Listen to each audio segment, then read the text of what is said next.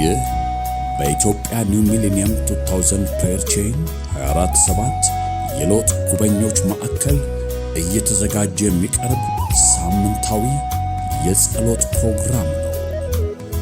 ቅዱሳን በያላችሁበት አብራችሁን በጸሎት ትተጉ ዘንድ በጌታ ፍቅር እንጠይቃችኋለን።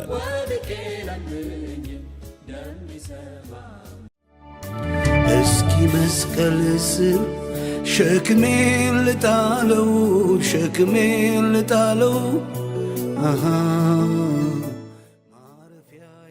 ለአምስት ሳምንታት የሚቆይ የጸሎት ጊዜ ከመጋቢት 28 እስከ ሚያዝያ 30 2018 ዓመተ ምህረት በ2017 ዓመተ ምህረት ምድር ከእሾህ ትረፍ በሚል መሪ ራእይ በጅማ በነቀምትና በጎንደር በተጨማሪ በ2018 የመጀመሪያው ቀን መስከረም 1 ቀን 2018 ዓመተ ምህረት በመስቀል አደባባይ እሁድ ጥር 3 በአዳማ ስቴዲየም የካቲት 23 እስከ መጋቢት 13 2018 መጎብኘትን እጎበኛችኋለሁ በሚል መሪ ራእይ በአርባ ምንጭ ከተማ የ21 ቀናት ጾም ጸሎት ተካሂዷል።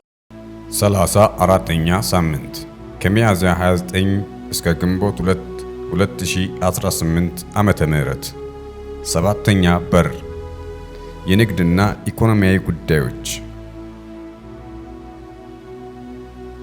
አጠቃላይ መግለጫ።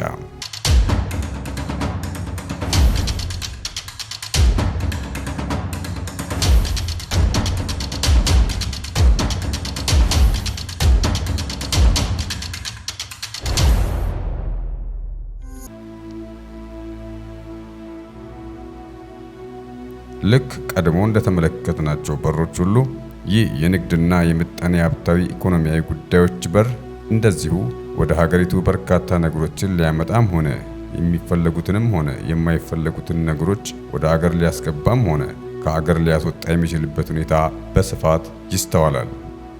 የአገራችን ገቢ ንግድና የወጪ ንግድ ኢምፖርትና ኤክስፖርት የምንለው መስክ በአንድ በኩል በብዙ ቶን የሚቆጠሩትን የሀገሪቱን ምርቶች በመርከብ ይሁን በአውሮፕላን አጓጉዞ ወደ ውጭ ሀገር የሚያስገባ ሲሆን፣ በሌላ በኩል ደግሞ ይኸው የንግዱ መስክ ለመላው ሀገሪቱ ሕዝቦችም ሆኑ ፋብሪካዎችና ኢንዱስትሪዎች ግብዓት የሚሆኑ የውጭ ሀገር ምርቶች ወደ ሀገር ያስገባል።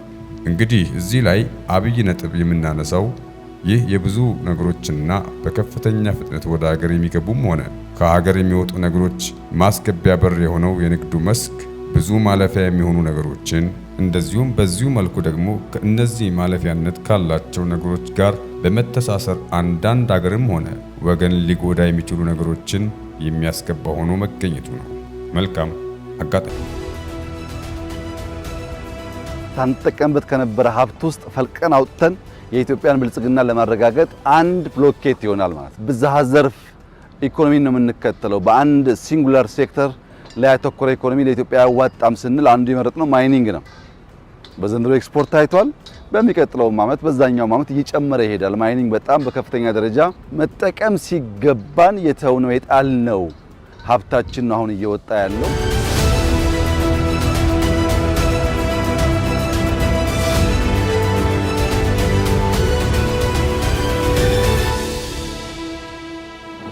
ይህ የንግዱ በር በርካታ ጠቃሚ ነገሮችን ወደ ሀገር መግቢያ ሆኖ የሚያገለግል ሲሆን ከነዚህም ነገሮች መካከል የትራንስፖርትን ዘርፍ እንደሚመለከቱ እንደ መኪና፣ አውቶቡስ እንዲሁም እንደ የመለዋወጫ ዕቃዎች ደግሞ እንደ ሕክምና ዕቃዎችና መድኃኒቶችን እንዲሁም ልዩ ልዩ የምግብ ሸቀጣሸቀጦችንና የቤት ውስጥ መገልገያ ዕቃዎችን በብዛትም ሆነ በዓመት ውስጥ ተከታታይ ለሆኑ ለበርካታ ጊዜያት በማስገባት አገልግሎት ሲሰጥ ይስተዋላል።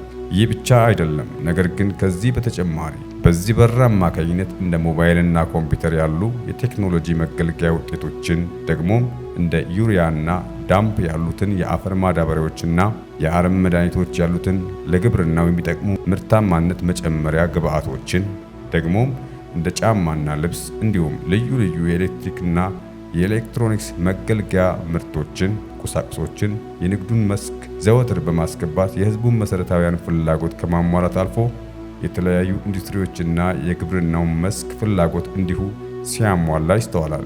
ይህ በር በትጋት በሚሰራበት ጊዜ ብዙ ጥቅሞችን ለአገር ለወገን የሚያስገኝ ሆኖ ይስተዋላል።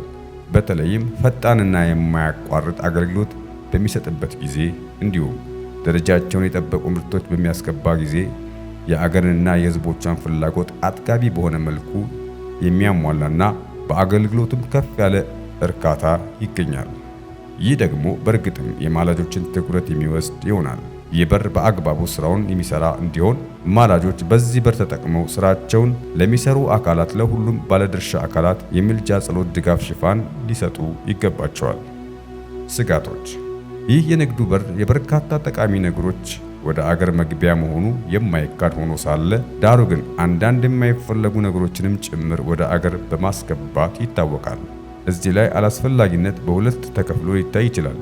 የመጀመሪያው ከደረጃ በታች የሆነና ብዙ ሳይጠቅም ሊበላሽ የሚችል ነገር ተገዝቶ ሊመጣና በዚህም ደግሞ የገዢው ማህበረሰብም ሆነ ተቋማት ለከፍተኛ ኪሳራ ሊጋለጡ የሚችሉ መሆናቸው ነው። ይህ እንግዲህ በዚህ በር አማካኝነት የሚከሰትን መታለልና ከፍተኛ የሆነ የገንዘብ መባከንን የሚያስከትልበት ነው። በእርግጥም ሁለተኛውና ከዚህ በባሰ ከፍቶ የምናገኘው ነገር ደግሞ በቀጥታ ዜጎችን በተለይም ወጣቱንና አምራቹን ዜጋ በጤናውም ሆነ በምርታማነቱ እንዲሁም በስነ ልቦናው ረገድ ሊጎዱ የሚችሉ እንደ አደንዛዥ እጽ ያሉ ጎጂነት ብቻ እንጂ ጥቅም አልባ የሆኑ ነገሮች የሚገቡበት ሁኔታ ነው። በእርግጥም በሁለቱ መንገዶች ያሉት ስጋቶች ክብደት ያላቸው መሆናቸው በእርግጥም የማላጆችን ትኩረት ጉዳዩ እንዲስብ ያደርገዋል። ማላጆችም ለዚህ በር ተዋናዮች ለሁሉም ባለድርሻ አካላት የምልጃ ጸሎት ሽፋን የሚሰጡ ይሆናል።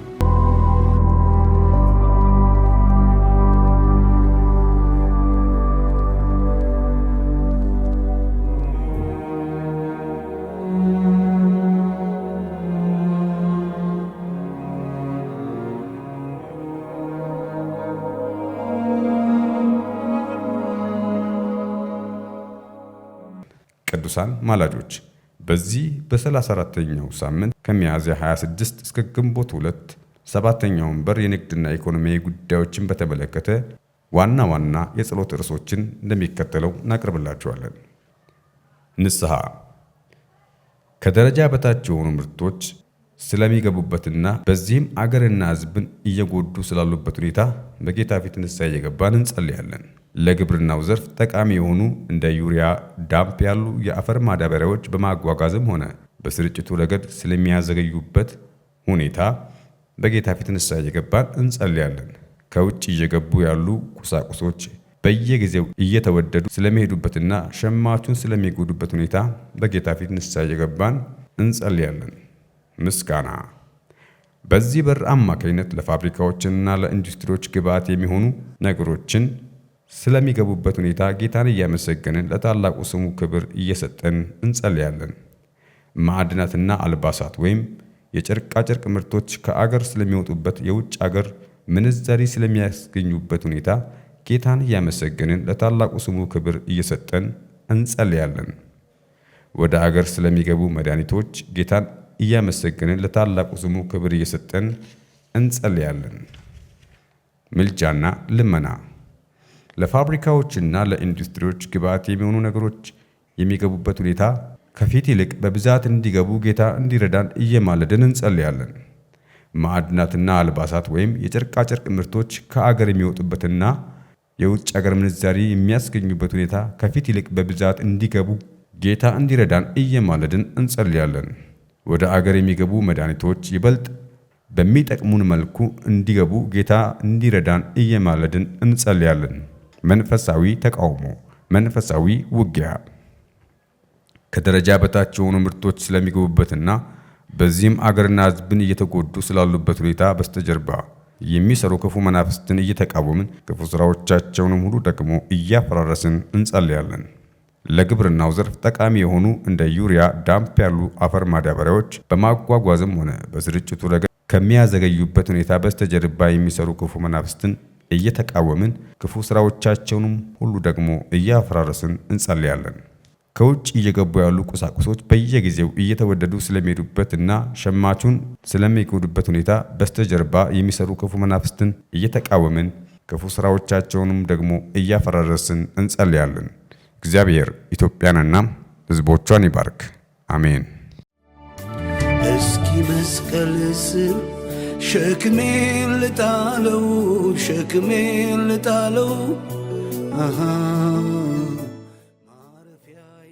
ለ5 ሳምንታት የሚቆይ የጸሎት ጊዜ ከመጋቢት 28 እስከ ሚያዝያ 30 2018 ዓመተ ምህረት በ2017 ዓመተ ምህረት ምድር ከእሾህ ትረፍ በሚል መሪ ራእይ በጅማ በነቀምትና በጎንደር በተጨማሪ በ2018 የመጀመሪያው ቀን መስከረም 1 ቀን 2018 ዓመተ ምህረት በመስቀል አደባባይ እሁድ ጥር 3 በአዳማ ስቴዲየም የካቲት 23 እስከ መጋቢት 13 2018 መጎብኘትን እጎበኛችኋለሁ በሚል መሪ ራእይ በአርባ ምንጭ ከተማ የ21 ቀናት ጾም ጸሎት ተካሂዷል።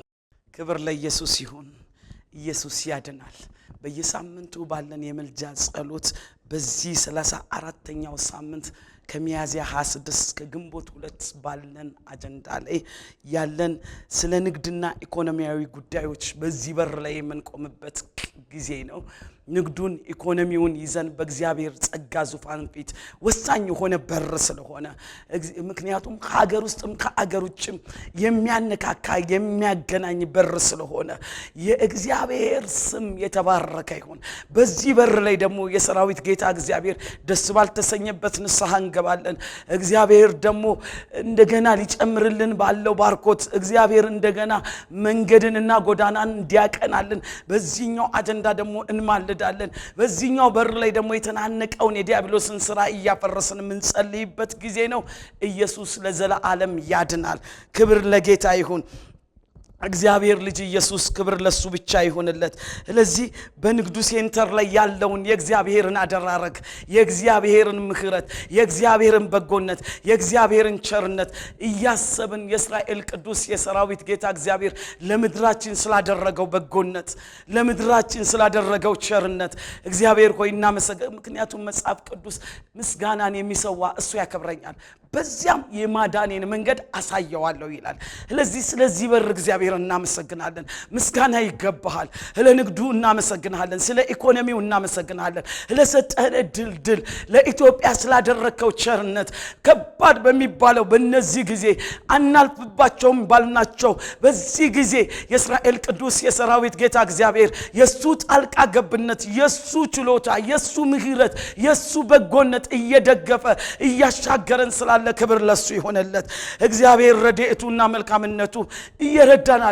ምክንያቱም እግዚአብሔር መልካም ነው፣ በመከራ ቀንም መሸሸጊያ ነው ይላል። በዚህ በመጨረሻው ዘመን ኢትዮጵያውያንን የሸሸገ የእግዚአብሔር መልካምነት አለ። ክብር ለሱ ይሁን። እግዚአብሔር ሸሽጎናል። እግዚአብሔር ደግፎናል። እግዚአብሔር ኢትዮጵያን አስመልጧል። እግዚአብሔር ትውልድን ሸሽጓል። ንግድ ዓለሙን ኢኮኖሚውን ሸሽጓል። ራርቶልናል። እንደ ውድነቱ፣ እንደ ውጥንቅጡ፣ እንደ ግሽፈቱ የእስራኤል ቅዱስ የሰራዊት ጌታ እግዚአብሔር እንዳይሆን የደገፈን እጅ አለ፣ የራራልን እጅ አለ፣ የረዳን ረድኤቱ አለ፣ እግዚአብሔር አለ። እግዚአብሔር ሆይ በኢየሱስ ስም እናመሰግናለን። የእስራኤል ቅዱስ የሰራዊት ጌታ ልዑል እግዚአብሔር ሆይ በክርስቶስ ኢየሱስ ስም ከፍ እናደርጋለን። ለዚህ በር እንባርካለን፣ ለዚህ በር እናደንቃለን። የዘላለም አባት እግዚአብሔር ወደ ውጭ ስለሚላኩ እንደገና ጌታ ሆይ ወደ አገር ውስጥ ስለሚገቡ የትኛውም የዘላለም አምላክ እግዚአብሔር ኢኮኖሚው ዘርፎች፣ የንግዱ ዘርፎች የእስራኤል ቅዱስ የሰራዊት ጌታ እግዚአብሔር እድልና በር ስለሰጠን ይህንን በር በምህረት ስላደረክልን፣ ይህንን በር በቸርነት ስላደረክልን እግዚአብሔር ሆይ እናመሰግናለን። ያልጠፋ ነው ካንተ ምህረት የተነሳ ነው። የሚያጠፋን ከባድ የሆኑ አቤቱ የእስራኤል ቅዱስ እግዚአብሔር ግሽፈቶች ከባድ የሆኑ የመከራ ወጀቦች የመከራ ምዕራፎች እየተገለጡ የእስራኤል ቅዱስ እግዚአብሔር እየተቀያየሩ መጥተው ነበር። ጌታ ሆይ የዘላለም አባት እግዚአብሔር የረዳን እጅ አለ፣ የደገፈን እጅ አለ፣ የጋረደን እጅ አለ። እናመሰግናለን። ስለ መልካምነት እናመሰግናለን፣ ለበጎነት እናመሰግናለን፣ ለቸርነት እናመሰግናለን፣ ለራራህልን እናመሰግናለን፣ ለደገፍከን እናመሰግናለን። ምድራችንን ስለራራህላት ለደገፍካት አቤቱ የእስራኤል ቅዱስ እግዚአብሔር ለሕዝባችን ጌታ ሆይ ተገን ሆነሃል። ለሕዝባችን የዘላለም አምላክ እግዚአብሔር ጥላ ሆነሃል። ለሕዝባችን መሸሸጊያ ሆነሃል። ለሕዝባችን ማምለጫ ሆነሃል። ለሕዝባችን መኖሪያ ሆነሃል። በልዑል መጠጊያ የሚኖር ሁሉም በሚችል ጥላ ውስጥ ያድራል ተብሎ እንደተጻፈ መኖሪያችንና መደሪያችን እግዚአብሔር አንተ ሆነሃል። በጌታ በኢየሱስ ስም ስለረዳህን እናመሰግናለን። ለራራህልን እናከብራለን። እግዚአብሔር ሆይ በዚህ ደግሞ በንግዱ ሴንተር እግዚአብሔር ደስ ባልተሰኘበት እግዚአብሔር ባልከበረበት እግዚአብሔር እያየ ዮሴፍ እንዲያለ ብቻውን በቀረ ጊዜ የአለቃው ሚስት ልትይዘው ባለ ጊዜ ኖ እግዚአብሔር ያያል አለ። አላደርገውም።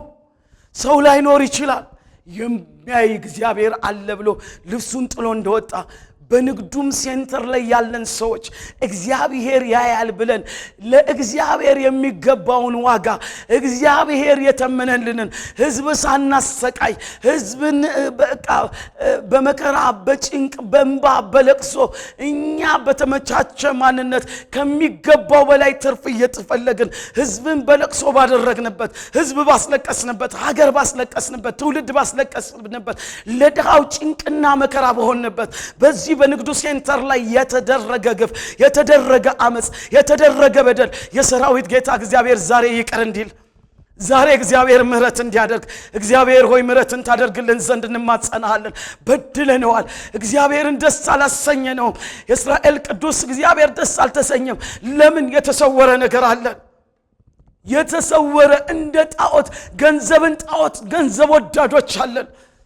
ለሕዝብ ግድ የማይለን ለትውልድ ግድ የማይለን ስለ ድሆች መከራ ምንም የማይመስለን በድሆች ጉዳይ ላይ እኛ ምቾቶቻችንና ትርፋችንን የምናደላድልና የምናበዛ ለሌላው ማንቆረስ የንግዱን ሴንተር ያዝን ኢኮኖሚውን እንደፈለግን የምንከለባበት የኢኮኖሚው ምዕራፍ ጭንቅ ለሆነባቸው ሰዎች እንባቸውን እየበሉ ላሉ እንባቸውን እያጠጡ ያሉ ልጆቻቸው በመከራ እያሳደጉ ላሉ ተጠያቂ ለሆን ነጋዴዎች ተጠያቂ ለሆን ኢኮኖሚውን ለምንተነትን ተጠያቂ ለሆን በኢኮኖሚው ሴንተር ላይ ለተቀመጠን የእስራኤል ቅዱስ የሰራዊት ጌታ እግዚአብሔር እንደ ሀገር ምህረት እንዲያደርግልን እንደ ሕዝብ ምህረት እንዲያደርግልን እንደ ትውልድ ምህረት እንዲያደርግልን ማረን እንላለን። በአገር ውስጥ በአገር ውጭ ያላችሁ እግዚአብሔር ምህረቱን ስላበዛ እግዚአብሔር ቀንንስ ወስኖ ጊዜን እየጠበቀ ስላለ እግዚአብሔርንም ተባባሪ በስራችን ተባባሪ በዝርፊያችን ተባባሪ በስርቆታችን ተባባሪ በውሸታችን ተባባሪ በነገሮቻችን በጣም አክብደን በሰዎች ላይ ከብደን በሀገር ላይ ከብደን እየሄድን ባለንበት መንገድ እግዚአብሔር የተባበረን የመሰላችሁ ሰዎች ጽዋው ሳይሞላ የእግዚአብሔር ፍርድ እኛ ቤት ሳይገባ የፍርዱ ጉልበት ድንገት መንገዳችን ላይ እንዳያስቆመን የእስራኤል ቅዱስ እግዚአብሔር ዛሬ ምህረት እንዲያደርግ እንደ ሀገር ምህረት እንዲያደርግ እንደ ትውልድ ምህረት እንዲያደርግ ነጋዴውን ምህረት እንዲያደርግ ገበሬውን ምህረት እንዲያደርግ የእስራኤል ቅዱስ እግዚአብሔር ፖለቲከኛውን ምህረት እንዲያደርግ ማረን እንላለን። ማረን። ሕዝብን በድለናል፣ ሀገርን በድለናል፣ ትውልድን በድለናል፣ ለድሃው ጭንቅ ሆነናል። እኛ ተደላድለን እንኖራለን። የኛ ልጆች በተመቻቸ ህይወት እየኖሩ የትውልድ የድሃው ልጅ በጭንቅ የሚበላውን አጥቶ የሚለብሰውን አጥቶ በብርድ እየተንቀጠቀጠ ጎዳና ላይ የወጣ በድህነት ያለ እያለቀሰ ወደ ሞት የተነዳ የስንቱ ቤት ይሁን። እግዚአብሔር ያየው ስንቱን ይሁን። እግዚአብሔር የተመለከተው ስንቱን ይሁን። ዛሬ ግን ማረን እንለዋለን። ልንፈርድ አይደለም፣ ሊምረን በድለናል። የእስራኤል ቅዱስ እግዚአብሔር በድለናል። እኛም ባልማለድንበት እኛም ባላስጠነቀቅንበት የእስራኤል ቅዱስ እግዚአብሔር እኛም ሩጠን ጣልቃ ባልገባንበት የዘላለም አምላክ እግዚአብሔር አንደበቶቻችን ዘግተን ቁጭ ባልንበት የሰራዊት ጌታ እግዚአብሔር ሆይ ምህረትን ታደርግልን ዘንድ በድለናል። እግዚአብሔር በድለናል። እግዚአብሔር ኢኮኖሚው ላይ የእስራኤል ቅዱስ እግዚአብሔር አቤቱ ጌታ ሆይ ከሀገር ውጭ እግዚአብሔር እየነገድን ካለን የዘላለም አምላክ እግዚአብሔር ኢምፖርትና አቤቱ ጌታ ሆይ የምናደርግ ኤክስፖርት የምናደርግ የዘላለም አምላክ እግዚአብሔር ነጋዴዎች መካከል የሚደረግ አቤቱ የዘላለም አምላክ እግዚአብሔር በኢኮኖሚው ላይ ያለው ጫና አቤቱ የዘላለም አምላክ እግዚአብሔር ምድሪቱ ላይ ያለው ከባድ የሆነ ለምድሪቱ ውድቀትና መፍረስ ለምድሪቱ ስበርስ መጋጨት ምክንያት በሆነበት የዘላለም አምላክ ቅዱስ የሰራዊት ጌታ እግዚአብሔር ምህረትን እንድታደርግልን እንድትራራልን ይቅር እንድትለን አቤቱ ጌታ ሆይ እነዚህ በመናልፍበት በተፈጠረው አጋጣሚዎች ሁሉ ራሳችንን ለማስመለጥ ቤታችንን ለማስመለጥ ስግብግቦች በሆን ራስ ወዳዶች በሆን ያልተገባ ዋጋ እየጨመርን እየቆለልን የእስራኤል ቅዱስ እግዚአብሔር ኳሊቲ ባላደረግንበት የዘላለም አምላክ እግዚአብሔር ኳንቲቲውንና ኳሊቲውን በደባለቅንበት የእስራኤል ቅዱስ እግዚአብሔር ነገሮችን እግዚአብሔር ርካሽ በሆነ ማንነት እያመጣን በመድኃኒቶች ጌታ ሆይ በንግዱ በልብሱ ጌታ ሆይ እግዚአብሔር በህሉ የዘላለም አባት እግዚአብሔር በሽተኞችን እንኳን ጌታ በበሽታ የሰከሩትን በበሽታ እግዚአብሔር የተጎሳቀሉትን በበሽታ ሰቆቃ ውስጥ ያሉትን በእነሱ እንኳን በጨከንበት ማረን በድለናል ማረን እንደ ሀገር በድለናል ማረን ፋርማሲስቶች በበደሉበት ይቅርበል እግዚአብሔር ሆይ ሆስፒታሎች በበደሉበት ይቅርበል ክሊኒኮች በበደሉበት ይቅርበል እስራኤል ቅዱስ ይቅርበል የዘላለም አምላክ ይቅርበል የሰራዊት ጌታ እግዚአብሔር ህዝቡን በበደልንበት ጌታ ሆይ ራስ ወዳድ ሆነን የእስራኤል ቅዱስ እግዚአብሔር ትርፋችንን ጌታ ሆይ እንጂ የህዝቡን ጌታ ሆይ ድካም የህዝቡን ሞት የህዝቡን ጉስቅልና የህዝቡን ህመም ባላየንበት አቤቱ የዘላለም አምላክ የእስራኤል ቅዱስ የሰራዊት ጌታ እግዚአብሔር ህዝባችን እያለቀሰ ወደ መቃብር በሄደበት መታከም ባቃተበት እግዚአብሔር ሆይ ቀኑ ያለፈ መድኃኒት ጌታ ሆይ በብላክ ማርኬት አውጥተን እግዚአብሔር በሸጥንበት የህፃናትን ወተት የዘላለም አምላክ እግዚአብሔር ልጆቻችንን ለሌላ በሽታ ባደረግንበት በበደልን አቤቱ ጌታ ሆይ አይኖች ባዩበት እግዚአብሔር ደስ ባልተሰኘበት ምህረት እንታደርግልን ዘንድ ዛሬ እንማጸናለን ማረን ጌታ ማረን የዘላለም አምላክ ማረን እኛ ለመክበር ብለን ጌታ አቤቱ እግዚአብሔር ሆይ የወገኖቻችንን በሽታ ባባስንበት የእስራኤል ቅዱስ እግዚአብሔር ሆይ አቤቱ የዘላለም አምላክ እግዚአብሔር የበሽታ ማራቢያዎች በሆንበት የኛ ክፋት የኛ እግዚአብሔር ሆይ ጠማምነት የኛ እግዚአብሔር ሆይ ራስ ወዳድነትና ስግብግብነት የሰራዊት ጌታ እግዚአብሔር ህዝባችንን ለሞት አሳልፈን በሰጠንበት እባክህ ይቅር ትለን ዘንድ ትምረን ዘንድ ጌታ ሆይ በኢየሱስ ስም እንማጸናለን ይቅር በለን ማረን አባት ሆይ በድለናል እስራኤል ቅዱስ በድለናል አገራችን እንዲህ አይነት በደል ተደርጓል ህዝባችን እንዲህ አይነት በደል ሰርቷል እስራኤል ቅዱስ የሰራዊት ጌታ እግዚአብሔር ሆይ አቤቱ የዘላለም ኤክስፓየር ዴት ያደረገ መድኃኒት ሽጠናል ኤክስፓየር ዴት ያደረገ ወተቶች አስገብተን ለልጆች አጠጥተናል የእስራኤል ቅዱስ የሰራዊት ጌታ እግዚአብሔር ያልተገቡ የዘላለም አምላክ እግዚአብሔር ማቴሪያሎችን እግዚአብሔር ሆይ ወደ ሀገር ውስጥ እንዲገቡ እኛን እንዲያከብሩን እኛ እግዚአብሔር እንድንበለጽግባቸው የእስራኤል ቅዱስ የኛ ልጆች ተመቻችተው ተደላድለው አቤቱ ጌታ ሆይ በውጭ እንዲኖሩ አቤቱ ህዝብ ግን ጌታ አቤቱ የዘላለም አባት እግዚአብሔር በብዙ እንባ በብዙ ለቅሶ በብዙ በሽታ ብዙ ጌታ ያለቀውን ትውልድ ተመልክተ ይቅር እንድትለን ክርስቶስ ኢየሱስ ምን ማጸናለን እባክህ ማረን ብዙ በደል አለ ብዙ አመጽ አለ በዚህ ሴንተር በዚህ በር የተደረጉ ግፎች አሉ የዘላለም አምላክ እግዚአብሔር መሳሪያን እንሸጣለን ወንድም ወንድሙን እንዲገድል እርስ በርስ እንድንገዳደል የመሳሪያ ነጋዴዎች ነን የእስራኤል ቅዱስ እግዚአብሔር የዘላለም አባት እግዚአብሔር በህለ የምናደርገው የዘላለም አባት እግዚአብሔር በርበሬን ከሸክላ ጋር እንቀላቅላለን አቤቱ ጤፉን ጌታ ሆይ አልተገባ ነገር ጋር የቀላቀለን የምንነግር ነጋዴዎች ነን ምህረት ይሁንልን አልፈራንህም አላከበርንህም የዘላለም አምላክ እግዚአብሔር ከዚህም የተነሳ ብዙዎች ሞቱ ብዙዎች ለበሽታ ተዳረጉ ብዙዎች ታልፈው ሄዱ እስራኤል ቅዱስ የሰራዊት ጌታ እግዚአብሔር እባክህ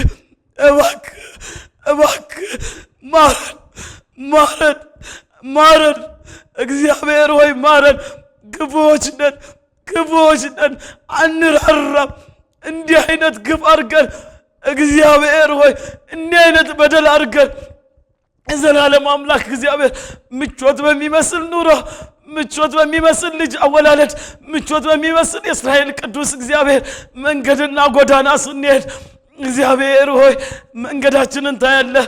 እባክህ ምሕረትን ታደርግልን ዘንድ አቤቱ እግዚአብሔር ሆይ በንግዱ በር ላይ የተዘራ በደል፣ በንግዱ በር ላይ የተደረገ አመፅ፣ በንግዱ በር ላይ በተደረገ ግፍ ምሕረትን ታደርግልን ዘንድ እንማጸናለን። ከዚህ ውጭ ሆነው የጨለማው ኃይል የአጋንንት ጉልበት ተባባሪ የሆነ አቤቱ የዘላለም አምላክ እግዚአብሔር ትውልድን እየገደለ ትውልድን በበሽታና አቤቱ ሀገር እየገደለ ልብን ያደነደነ የጨለማው ኃይል በስም የተገለበጠ ይሁን፣ በኢየሱስ ክርስቶስ ስም የፈረሰ ይሁን። አንተም መፍራት በነጋዴዎች ላይ እንዲመጣ ለኛና ለሕዝባችን እግዚአብሔር ምሕረት እንዲሆን፣ አልቃ ገብነት እንዲሆን፣ የጨለማውን ኃይል እንድትመታልን መልካምነት ለኛና ለምድራችን እንዲሆን በኢየሱስ ክርስቶስ ስም ተማጸን። ስለሰማህን ተመስገን። እንወድሃለን። ኢትዮጵያን ባርክ በጌታ በኢየሱስ ስም።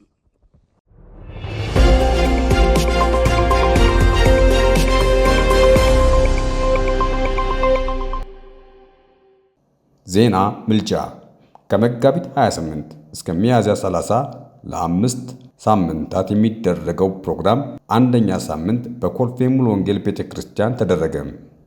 በዚህ ሳምንት ቀናት በተያያዘው መርሐ ግብር መሰረት የአባትን ባኦል መሠዊያ አፍርስ፣ ለአምላክህ ለእግዚአብሔር መሠዊያ አሳምረ ሥራ በሚል መሪ ቃል የተዘጋጀው መሳፍንት 6 ከ25 እስከ 26 ባለው መሰረት በምድራችን ላይ የነገሱ ጣዖታትን በማፍረስ መንፈሳዊ ተጋድሎ በማድረግ ተጠናቀቀ።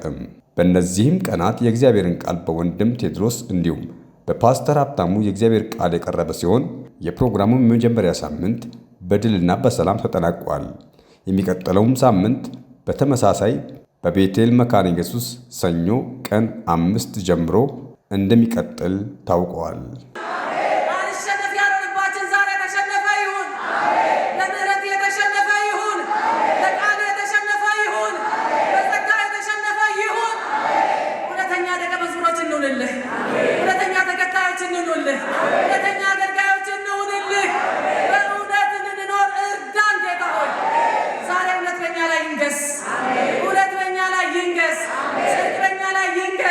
መሠዊያው ይሰነጠቃል። ሌላ ምንም እድል የለውም፣ ይፈርሳል። ባንቺና በእኔ ዕድሜ እግዚአብሔር ያፈርሰዋል። ጊዜው ደረሰ የምትሉ ሰዎች እጆቻችን ከፍ አድርጉና አሜን በሉ። ቤተ ክርስቲያን በዚህ ነገር ተጠርታለች። የኔ የዛሬ ፊታችሁ የቆምኩት ወገኖቼ ጩኸት አንድ ነው። በቃ ከልካይ ሆይ ተነሺ የሚል ውስጥ ያለ ይሄ ነው። በጠላት የተገነቡ ሰው ሰራሽ የሆኑ የቤት ስም ሰተናቸው እኛው ጋር ያሉ በቸርች ዙሪያ ወገኖቼ ያሉ ብዙ ነገሮች አሉ። አርቃችሁ ብቻ እንዳታዩ። መሠዊያ ስንል በጣም ትርጉሙ ሰፊ ነው። ስለዚህ እዛም እዚህም ያለውን ያልተገባውን ነገር እግዚአብሔር ያፈርሰዋል።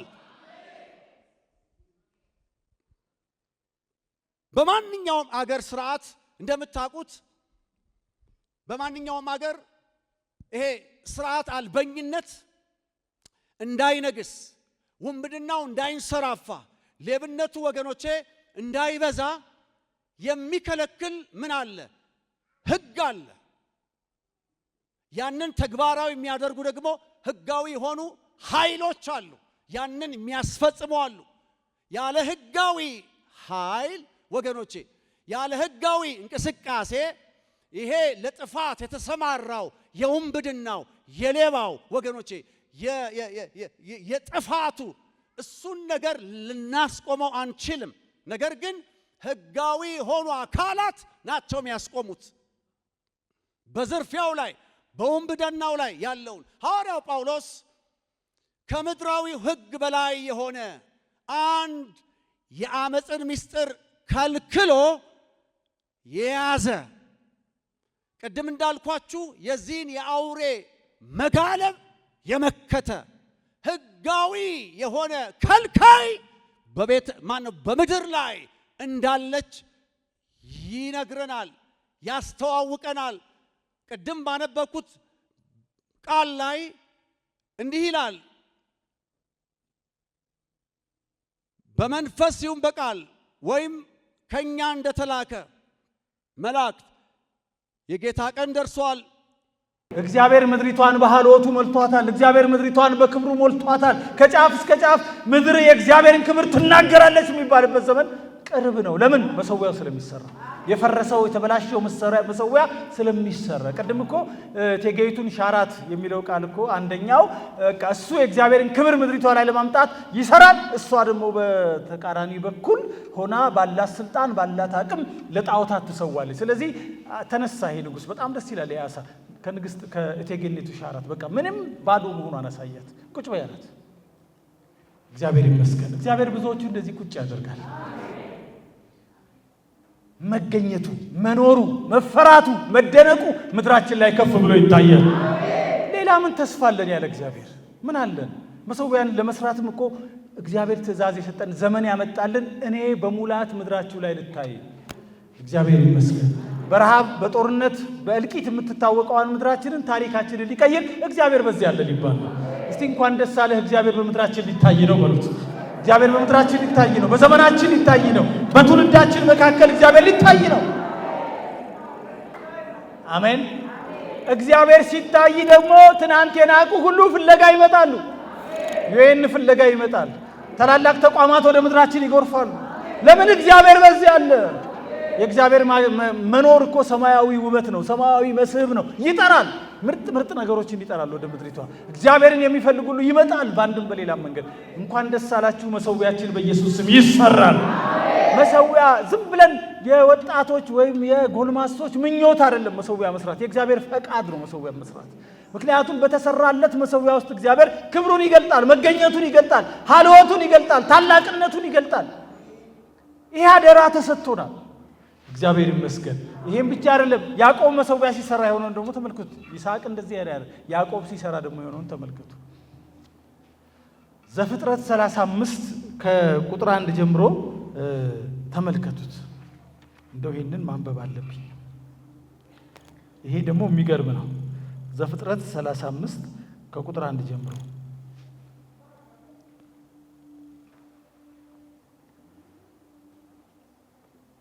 ዘፍጥረት 35 ከቁጥር 1 ጀምሮ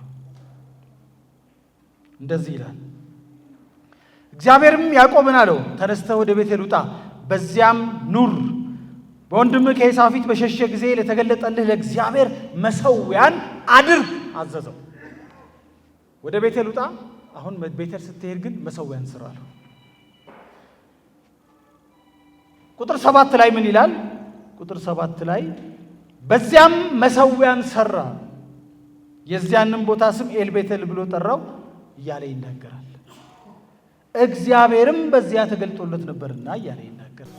ይህ በኢትዮጵያ ኒው ሚሌኒየም 2000 ፕሬየር ቼን 247 የሎጥ ጉበኞች ማዕከል እየተዘጋጀ የሚቀርብ ሳምንታዊ የጸሎት ፕሮግራም ነው። ቅዱሳን በያላችሁበት አብራችሁን በጸሎት ትተጉ ዘንድ በጌታ ፍቅር እንጠይቃችኋለን።